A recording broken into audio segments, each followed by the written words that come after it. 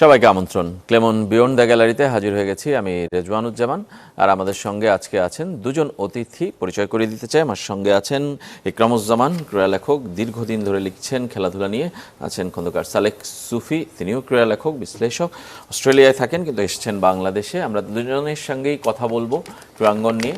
আমরা আজকে কথা বলবো দুই অতিথির সঙ্গে, ইকরামুজ্জামান এবং সালেক সুফি দুজনই আছেন। আমরা কথা বলতে চাই ক্রীড়াঙ্গনের সংস্কার নিয়ে। যে সংস্কার শুরু হয়েছে এই নতুন বাংলাদেশে কিংবা 5ই আগস্ট পরবর্তী অন্তর্বর্তী সরকারের অধীনে, সেটা কত দূর এখন পর্যন্ত আসলে দৃশ্যমান কতগুলো পরিবর্তন আসলো, কিংবা সেটা আসলে কতটা দীর্ঘস্থায়ী রূপে থাকতে পারে, কি পরিবর্তন আমরা প্রত্যাশা করছি, এই সব বিষয় নিয়ে কথা বলতে চাই। আপনারাও চাইলে অংশ নিতে পারেন। স্ক্রিনে দেখানো নম্বরগুলোতে ফোন করতে হবে সেই জন্য। ইকরামুজ্জামানকে প্রথমেই জানতে চাই যে আসলে যে সংস্কারটা শুরু হয়েছে সেটা দেরি হয়ে যাচ্ছে কিনা। আমরা এখন পর্যন্ত প্রায় 2 মাস হয়ে গেল এই সরকারের বয়স, সেই হিসাবে কি আপনার মনে হয় যে এখনো দৃশ্যমান আমরা পরিবর্তন খুব একটা দেখিনি? আসলে রাজনৈতিক পরিবর্তনের পর থেকেই সমস্ত দেশে শুধু নয়, ক্রীড়াঙ্গনেও এটাই একটা অস্থিরতা শুরু হয়েছে। ক্রীড়াঙ্গন আগেই বলছি যে এটা কোনো ব্যতিক্রম কিছু না, এটাই দেশের একটা পার্ট এবং এটার একটা অংশ।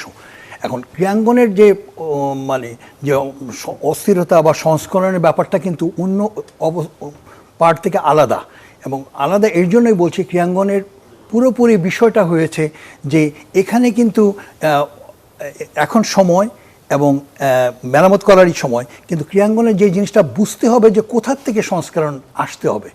আমরা এখন 55টা ফেডারেশন নিয়ে আছি, ফেডারেশন এবং অ্যাসোসিয়েশন নিয়ে থাকি। সেই আমরা এখন অনেক কথা বলছি, অমুক কত বছর আছে, অমুক কত বছর আছে, এইভাবে যাচ্ছে, গণতন্ত্র আসতেছে না, একত্ববাদিতা হচ্ছে, বৈষম্য আছে, সব কিছু আছে। আমরা যদি দেখি কেন এটা হচ্ছে, এইটাই হয়েছে আসল এবং এখনই মেরামতের সময় কিন্তু এখন, এবং সেটা হচ্ছে যে আপনি গঠনতন্ত্রে হাত দিতে হবে।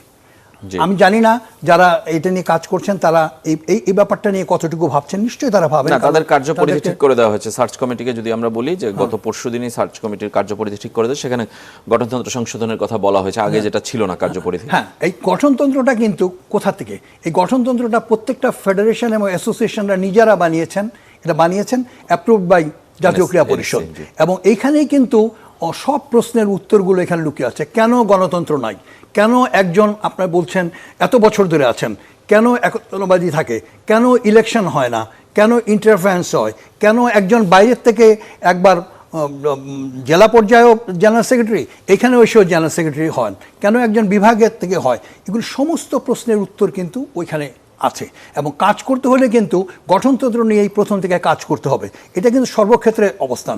এইখানে কিন্তু একটা জিনিস বলে নেই, দুটো ফেডারেশন, শুধু ক্রিকেট এবং ফুটবল এটার বাইরে, কারণ তাদের গঠনতন্ত্র আলাদা, এবং তারা ফুটবলের যেটা ফিফা আর এদিকে আইসিসি হয়, আর অলিম্পিকটাও একটু অন্যরকম, অলিম্পিকটাও সেম অবস্থা, আইওসি দিয়ে করানো হয় সেটা। এখন এখানে বাংলাদেশের আমরা এই কতদিনে এসে দেখলাম প্রত্যেক দিন অনেক কিছু মিটিং হয়েছে, সব কিছু হয়েছে। প্রথম পর্যায়ে এসে জেলা, বিভাগ এবং উপজেলাতে ভেঙে দেওয়া হয়েছে, করে আবার কমিটি কিভাবে হবে সেটা বানাই দেওয়া হয়েছে। সেখানে বানানোর পরে না, সেটা সম্ভব হয় নাই, বিভিন্ন ধরনের প্রশাসনিক অবস্থানে একটা অস্থিরতা চলছে বলে এটা সম্ভব হয় নাই। কিন্তু ওইখানে একটা জিনিস হয়ে গেছে, আমরা যে গণতন্ত্র চাচ্ছি, আমরা যে পরিবর্তন চাচ্ছি, সেই পরিবর্তনে কিন্তু ওইখানে দেখা গেল এসে ঘুড়ি এবং নাটা এই দুটাই সরকারের কর্মকর্তাদের হাতে রেখে দেওয়া হয়েছে ওইখানে। এটা যদি সবাই দেখেন তাহলে এটা বুঝতে পারবেন এখন পর্যন্ত এটা হয় নাই। এটা আগেও ছিল, হ্যাঁ, এটা আগেও ছিল এবং একই অবস্থা হয়ে গেছে। কিছু এই অমুক সাংবাদিক ঢুকাই দেন, অমুক কোনো ধরনের, এগুলো কোনো সংস্কার না। এটা কিন্তু একটা জিনিস। এখানে কিন্তু একটা জিনিস বুঝতে হবে যে ক্রীড়াঙ্গনে কিন্তু শুধু ক্রীড়াঙ্গন পরিচালনা করবেন সংগঠকরা, এখানে কিন্তু অন্য কিছু না। ইয়েস, একজন ভালো খেলোয়াড় সে আছে, তাকে সব কিছু না করা, বাট দ্যাট ডাজন্ট মিন যে ভালো খেলোয়াড় হইলেই ওনারা সবাই এখানে পেনিট্রেট করবেন। আমি ফিরবো আপনার কাছে, কিন্তু সুফিয়ার কাছে একটু জানতে চাই যে আমি যেটা প্রশ্ন আমার মূল, যে দৃশ্যমান পরিবর্তন, গঠনতন্ত্র একটা বড় পরিমাপের বিষয়, সেটা আর একটু পরের নিশ্চয়ই তারা করবেন, কিন্তু আমি বলছি যে অনেকগুলো ফেডারেশনের প্রেসিডেন্ট বাদ দিয়ে দেওয়া হয়েছে, কমিটি কি হবে জানে না, কার্যক্রম স্থগিত, এবং গত 2 মাস ধরে বাংলাদেশে কোনো খেলা নেই, কোনো খেলা হচ্ছে না। ফুটবল, ক্রিকেটের ইন্টারন্যাশনাল ম্যাচ বাদে আমরা এখন পর্যন্ত কোনো খেলা দেখিনি, দেশের মাটিতে কোনো খেলা দেখিনি। এইটা কি আপনার মনে হয় যে এই স্থবিরতাটা আসলে দেরি হয়ে যাচ্ছে সংস্কারের প্রক্রিয়াটায়? দেখেন, ক্রীড়াঙ্গন তো বিচ্ছিন্ন আইল্যান্ড না। দেশের পরিস্থিতি যদি চিন্তা করেন, আমি আরও বড় পরিসরের জ্বালানি নিয়ে কাজ করি, অন্য কিছু নিয়ে কাজ করি, সর্বত্রই কিন্তু একটা অস্থিরতা। এই সরকার সংস্কারের অঙ্গীকার নিয়েই তো এসেছে, এই পরিবর্তনটা তো সংস্কারের অঙ্গীকার নিয়ে এসেছে।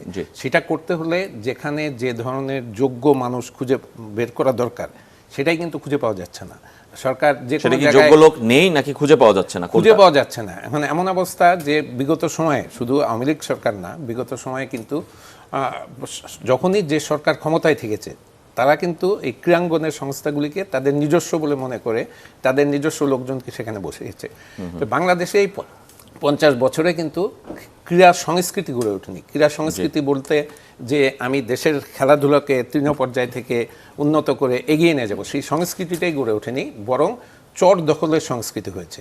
আপনি আপনি কনস্টিটিউশন বলেন, অমুক কিছু বলেন, এমনভাবে সিচুয়েশন ক্রিয়েট করা হয়েছে যে কাউন্সিলর নিয়ে মারামারি, কারা কাউন্সিলর হবে, আপনি বিভাগীয় সংস্থা থেকে আসবে কিনা, জেলা সংস্থাকে আসবে কিনা, নাকি শুধু ঢাকা ক্লাবগুলি, সেই জিনিসগুলি থাকায় এখন যে ইমিডিয়েটলি পরিবর্তন করবেন, আপনি যে ইলেকশনগুলি, আপনি জানেন ফুটবল এবং ক্রিকেটের ইলেকশন হবে, বর্তমান কনস্টিটিউশনকে বহাল রেখে ইলেকশন করলে কিন্তু গুণগত কোনো পরিবর্তন হবে না। আপনি যে কথা বললেন খেলার কথা, খেলাধুলা যদি অর্গানাইজ করতে হয়, শৃঙ্খলাটা তো আসতে হবে। শৃঙ্খলা কে বজায় রাখবে? আপনি পুলিশ প্রশাসন কাজ করছে না, আপনি অন্যান্য প্রশাসন কাজ করছে না, আপনার সরকারি মহলে সরকারি কর্মকর্তারা সবাই কনফিউজড, কে কোথায় থাকবে।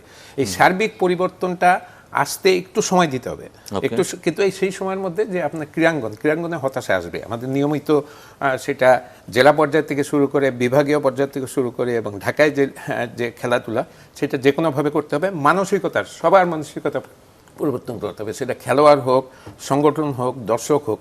এখন আমরা দেখবেন যে যেহেতু এখন সোশ্যাল মিডিয়া বিশাল বড়, সাংবাদিক একটা ভূমিকা রয়েছে, কিন্তু সর্বক্ষেত্রে শুধু ক্রীড়া ফেডারেশন না, ক্রীড়ার সাথে সংশ্লিষ্ট সর্বক্ষেত্রেও কিন্তু চর দখলের মতো পরিস্থিতি আছে। যেই যখন সরকার ঘনিষ্ঠ হয়, তারাই সেখানে চর দখল করার চেষ্টা করে। এই মানসিকতার, সার্বিক মানসিকতাটাই প্রথম পরিবর্তন করতে হবে। সুফি ভাই যেটা বলছিলেন, যোগ্য মানুষ খুঁজে পাওয়া যাচ্ছে না, এটাও সত্য কথা যে আমরা শুনেছি যে 42টা ফেডারেশনের প্রেসিডেন্ট যখন বাদ দেওয়া হলো, সেই জায়গায় রিপ্লেস করার মতো লোক পাওয়া যাচ্ছে না। তাহলে কি একসাথে এতগুলো ফেডারেশনের প্রেসিডেন্ট বাদ দিয়ে দেওয়াটা কি আসলে একটা ভুল ছিল? দেখেন, এখানে এই প্রশ্নটা হয়তো, আমার উত্তরটা হয়তো বিতর্কিত হবে, কিন্তু এই সঙ্গে সঙ্গে এই জিনিসটা করার বাঞ্ছনীয় হয়নি। বাঞ্ছনীয় হয়নি এর জন্যই যে এখানেও কিন্তু রাজনীতিকরণ করা হয়েছে। গত 15 বছর এটা করা হয়েছে, এর আগেও করা হয়েছে, এর আগেও ঢোকানো হয়েছিল প্রেসিডেন্ট হিসাবে, বিকজ প্রেসিডেন্ট হওয়ার কোনো নীতিমালা এই দেশে নাই। আপনি চাইলে আমাকে প্রেসিডেন্ট বানিয়ে দিতে পারবেন, এনএসসি চাইলে। আমি ওইটাই বোঝাতে চাচ্ছি। কিন্তু এখন কি হয়েছে, এক মিনিট, আরেকটা কালচার চেঞ্জ করতে হবে। আমাদের ক্রীড়া মন্ত্রণালয় আছে, মাঝখানে এনএসসি বসে রয়েছে, মাঝখানে ফেডারেশনগুলি বসে রয়েছে। এই যে কানেক্টিভিটি, এট অল এনএসসি থাকার দরকার আছে কিনা? কারণ দেখেন, ফেডারেশনগুলি কিন্তু অনেক সময় এনএসসি থেকে পাওয়ারফুল হয়ে গেছিল। গত সময় ক্রিকেট বিসিবি বা ফুটবল ফেডারেশন মনে হয়েছে যে সরকারের থেকেও পাওয়ারফুল। এই জন্য এই কানেক্টিভিটিটা, ওয়েদার এনএসসি থাকবে কি না, এনএসসির রোলটা কি হবে, এটা কিন্তু ডিসিশন নেওয়ার এখনই সময়, পরিবর্তনের সময় না। সেটা তো আছে, এখন যেটা হয়েছে কোনো নীতিমালা নাই, যার জন্য আপনি যাকে ইচ্ছা প্রেসিডেন্ট বানাতে পারেন, বানিয়ে দিলেন, সে প্রেসিডেন্ট হয়ে গেল। এবং এই প্রেসিডেন্ট বানানোর একটা কম্পিটিশন চলছে। এখানে কতজন, রাজনীতির কথা আমি আর আসবো না, কারণ সবাই জানে কি অবস্থা হচ্ছে। এখন আবার শুনতে পাচ্ছি বলা হচ্ছে যে আমরা অমুক পাওয়ারে আসলে, আমরা পার্টি আসলে আমরা আর কোনো সময় রাজনীতি আনবো না। নো, এটা হবে না। কারণ হয়েছে কি, আপনি সিস্টেমটাই আলাদা। রাজনীতি এখানে আসবে, রাজনীতি ক্রীড়াঙ্গনে আসবে, রাজনীতিবিদরা ক্রীড়াঙ্গনে আসবেন, কিন্তু তারা অন্যরকম অবস্থায় আসবেন, যেটা আগে ছিল। আমি আগেই বলেছি যে বাংলাদেশের এই কালচার যদি আপনি 53 বছর দেখেন, এর আগের কালচারটা যদি দেখেন, পাকিস্তানের কালচারটা দেখেন, সবসময় কিন্তু রাজনীতিবিদরা ক্রীড়াঙ্গনে জড়িত ছিলেন, কিন্তু তারা রাজনীতিটাকে টেনে আনেন নাই ক্রীড়াঙ্গনে। এখন রাজনীতিটাকে টেনে আনা হয়, এটাই শক্তি। আপনি বিভিন্ন সেন্ট্রাল কমিটির, ক্রীড়া সেন্ট্রাল কমিটির 16-17 জন লোককে দেখবেন এখানে ঢুকে গেছে, বিভিন্ন জায়গায় গেছে। এখন ওনাদের যোগ্যতা অযোগ্যতা করে বলছি না, বাট এই মানুষগুলো কিন্তু একটা জিনিস ওনাদের প্রতি সম্মান প্রদর্শন করে বলছি, মানুষগুলো কিন্তু বড্ড বাজে অবস্থায় ওখানে যে ঢুকেছেন। ওনারা মনে করেছেন ওনারা অনেক কিছু, কিন্তু না, তারা কিছুই ছিলেন না। কারণ তাদের সেকেন্ডের মধ্যে 22 ধারায়, 2018 সালের 22 ধারায় তাদেরকে সরিয়ে দেওয়া হয়েছে, এবং ওনাদের কোনো রিয়েকশনও নাই। সরিয়ে দেওয়ার পরে কোনো রিয়েকশন নাই, কিন্তু সরিয়ে দেওয়াটাও কিন্তু বৈধ অবৈধ এগুলো নিয়ে অনেক কথা হতে পারে। কারণ ইন্টারন্যাশনাল রুলসে, ইন্টারন্যাশনাল ক্রীড়ানীতিতে কোনো সময় এই ধরনের বসায় দেওয়ার কোনো কোথাও নাই। বসায় দেওয়া নেই, বিদায় করে দেওয়া নেই, বিদায় করাটা নাই। সেটা আরেক আলোচনা। বাংলাদেশের প্রেক্ষাপট ভিন্ন, কিন্তু আপনার কি মনে হয় যে এই নতুন গঠনতন্ত্র যেটা পর্যালোচনা করছে সার্চ কমিটি, নতুন একটা প্রস্তাব দেবে তারা, সেখানে এই প্রেসিডেন্ট পদ সব ফেডারেশনে নির্বাচিত হওয়া উচিত? আমি একদম 100% যে সবাই নির্বাচিত হলে ওনাদের ডিগনিটি বাড়বে, ফেডারেশনগুলোর ওজন বাড়বে, এবং কারা ফেডারেশন কন্টেস্ট করছে সেটা ব্যাপার হবে। কিন্তু সার্চ কমিটি আমি জানি না ওনারা ওইটা করছেন কিনা, কিন্তু সার্চ কমিটি কিন্তু বানানোর কথা না, না তারা প্রস্তাব করবে। শোনেন, এখন যদি একটু করতে হয় প্রত্যেকটা ফেডারেশন রেসপেক্টিভ মানুষ, এই যে আপনি বলতেছিলেন মানুষ খুঁজে পাওয়া যায় না, আপনি কাদের খুঁজবেন? ইয়াং পিপুলকে নিয়ে আসবেন না অভিজ্ঞদের নিয়ে আসবেন? এখন ক্রীড়াঙ্গন সাজাতে হবে ইয়াং এবং অভিজ্ঞদের সমন্বয়, এবং ওদেরকে আনতে হবে। এখন যদি আপনি চিন্তা করেন যে না ওনারা একদল একদম আগে ছিলেন, কেউ আসতে পারবেন না, নো, তাহলে কিন্তু ক্রীড়াঙ্গন চলবে না। কারণ ক্রীড়াঙ্গনের ব্যাপারটা কিন্তু পুরোপুরি ডিফারেন্ট। এখানে কিন্তু নিজের খেয়ে মনের মহিষ তাড়ায় এরা। কে কোথায় কত বছর ছিল এগুলো নিয়ে আমার কোনো ইয়ে নাই। কারণ আমি একটা কথাই আপনাকে শুরুতে বলেছি যে যত সময় পর্যন্ত আপনি গঠনতন্ত্রে হাত না দিবেন, গঠনতন্ত্রের সংস্কার না করবেন, গঠনতন্ত্র মেরামত না করবেন, ততদিন বাংলাদেশের ক্রীড়াঙ্গন ঠিক হবে না। সেটা তো স্থায়ী কাঠামোর কথা বলছেন, আমি কিন্তু এই অন্তর্বর্তী সময় একটা অ্যাডহক কমিটি করার কথা। অ্যাডহক কমিটি যদি করেন আপনি আবার পুনর্বাসন করছেন। অ্যাডহক কমিটি কিন্তু আরো ডেঞ্জারাস, কেন জানেন? পুনর্বাসন হয় তখন এই ad hoc committee they will continue. এখন তারা চিন্তা করবে, আপনি যদি একটা হিস্ট্রি দেখেন, এই 55টা ফেডারেশন এবং অ্যাসোসিয়েশনের কতজন অ্যাডহক কমিটিতে এতদিন ছিলেন, কতটা ফেডারেশন অ্যাডহক কমিটির আন্ডারে ছিল। কারণ যখন আমি অ্যাডহক কমিটিতে ঢুকে যাব তখন আমি সবসময় এই 7জন 8জন চেষ্টা করব যে এখানে যেন ইলেকশন না হয়, আমি বসে থাকি। এটা কিন্তু আমি কাউকে ইয়ে করছি না, মানে বিক্রম ভাই, আমি বিনীতভাবে একটু দ্বিমত পোষণ করি। সরকারই তো এখন ad hoc, this is not a proper সরকার। এই মুহূর্তে সবকিছু চেঞ্জ করে তো অ্যাডহক কমিটি ছাড়া কোনো উপায় নাই, অ্যাডহক কমিটি আসতেই হবে। কিন্তু সেই অ্যাডহক কমিটির ক্ষমতা যেহেতু যেভাবে বললেন যাতে দীর্ঘস্থায়ী না করে, সেই জিনিসগুলি তো ক্রিয়া পরিকল্পনায় বা এই সার্চ কমিটির রিকমেন্ডেশনে আসতে হবে, যাতে এরা আবার একবার চেয়ারে বসে ওরাই কন্টিনিউ না করে। হ্যাঁ, আমি শোনেন, আমার কথা হচ্ছে একটা কথা, আপনি কোনো মানে স্ববিরোধিতায় যাওয়ার কথা না। এখন যেটা করতে হবে সেটা হয়েছে কি, আমরা আসলে কি চাচ্ছি?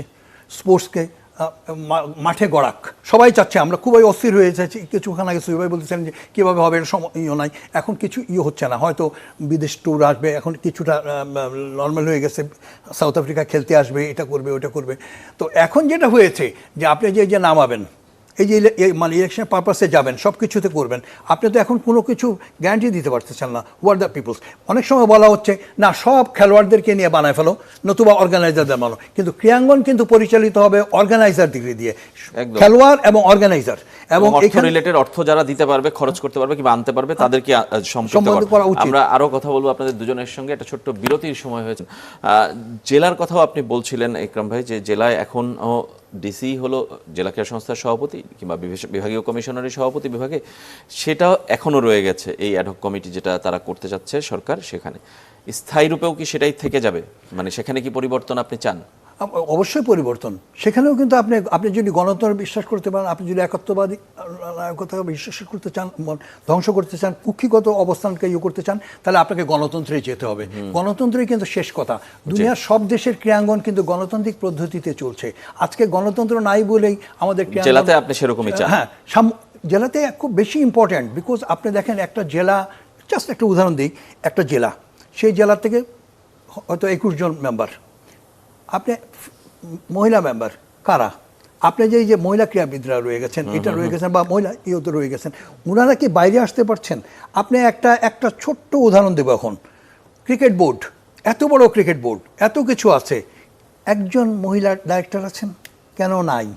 আপনি এবার আমরা দেখলাম যে কতগুলো নতুন দেওয়া হয়েছে ফুটবল ফেডারেশনে, যদিও এটা অপ্রাসঙ্গিক, যে নতুন মেয়েদের ক্লাবকে ইয়ে করা হয়েছে। বুঝতে পারছি।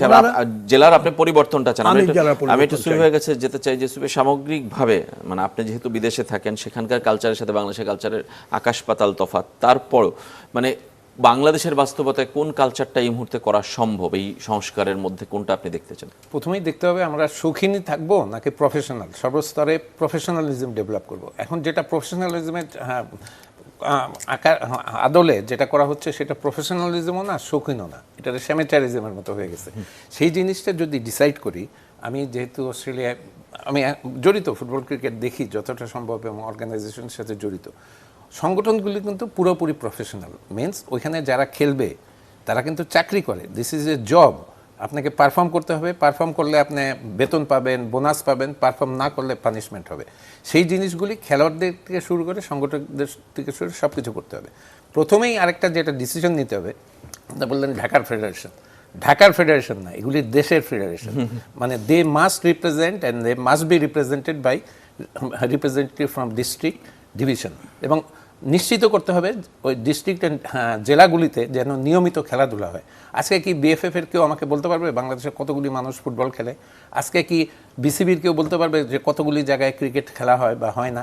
তো এইগুলি যদি না করি, আমরা সেন্ট্রাল ফেডারেশনগুলিকে যদি দেশকে রিপ্রেজেন্ট করতে না দিই, আমি দেশের ঢাকা মাঠে বহুদিন ফুটবল খেলা দেখি না, কিন্তু আমি নিয়মিত বাংলাদেশে আসলে সাতক্ষীরা চলে যাই। সাতক্ষীরায় কিন্তু প্রচুর ফুটবল খেলা হয়। আমি কুড়িগ্রামে একটা লাইজু নামে একটা আছে, এদের সাথে জড়িত থাকি। বাংলাদেশে কিন্তু জনপ্রিয়তার কোনো অভাব নাই, কিন্তু যেহেতু এই সেন্ট্রাল ফেডারেশনগুলিতে ওই কালচার গড়ে ওঠেনি, ওই ট্যালেন্ট হান্টিং করা, ওদের পরিচর্যা করা, এই জন্য বাংলাদেশ কিন্তু একটা পর্যায়ে যেতে পারেনি। আমার লজ্জা লাগে 72-73-তে আমরা যখন ফুটবল দেখতাম, আমাদের সাথে থাইল্যান্ড বা মালয়েশিয়া, ওরা কিন্তু ইউজ টু কম্পিট। এখন থাইল্যান্ড মালয়েশিয়া তো দূরের কথা, আমরা ভুটান সাথে মালদ্বীপের সাথে যাদের 7 গোল 8 গোল দিতাম, এটা ব্যর্থতা কি খেলোয়াড়দের নাকি সংগঠকদের নাকি আমাদের যারা প্রশাসনে আছি তাদের? কিন্তু অর্থটা তো একটা সবকিছুর সাথে রিলেটেড। ফুটবল ক্রিকেট বাদে বাকি কোনো খেলায় তো অর্থ আসার কোনো উপায় নেই। অর্থ কেন আসে না? এই দেশের অর্থ পাচার হয়ে যায়, আমরা ব্যবসায়ীদের মাধ্যমে অর্থ পাচার করে দিই। আমি অন্যদের কথা বাদ দিলাম, আমাদের বসুন্ধরা যদি করতে পারে, সাহেব যদি করতে পারে, সামিট গ্রুপ কেন করে না, বেক্সিমকো কিন্তু কেন করে না? ক্লাবগুলিকে যদি ওরকম প্রফেশনাল লেভেলে, অনেক লিমিটেড হয়ে গেছে না, আবাহনী লিমিটেড, মোহামেডান লিমিটেড, সেখানে তো ব্যবসা করা যায়, এগুলি তো কমার্শিয়ালি রান করা যায়। সেখানে কিছু কিছু মানুষ যদি ক্যাসিনোর বোর্ড বসায় আয় করতে চায়, তাহলে তো একদমই সেই এক কথা। ইকরাম ভাই, মানে আপনি কি কোনো আশা দেখেন এই সংস্কার হবে? আমি অবশ্যই আমি খুব আশাবাদী যে সংস্কার অবশ্যই হবে, কিন্তু সংস্কার করতে হলে গোড়ায় হাত দিয়ে করতে হবে, মেরামত করতে হবে এবং মানব করতে হবে। এখানে বৈষম্যের অবসান চাই শুধু। ধন্যবাদ আপনাদের দুজনকে। আমাদের সময় শেষ, আরো কথার বলার ছিল, এই বড় বিষয় নিয়ে, বড় বিস্তৃতি নিয়ে আসলে কথা বলা দরকার, কিন্তু আমরা নিশ্চয়ই পরবর্তীতে আবারও বলবো। সবাই ভালো থাকবেন, আজকের মতো এখানেই শেষ করছি।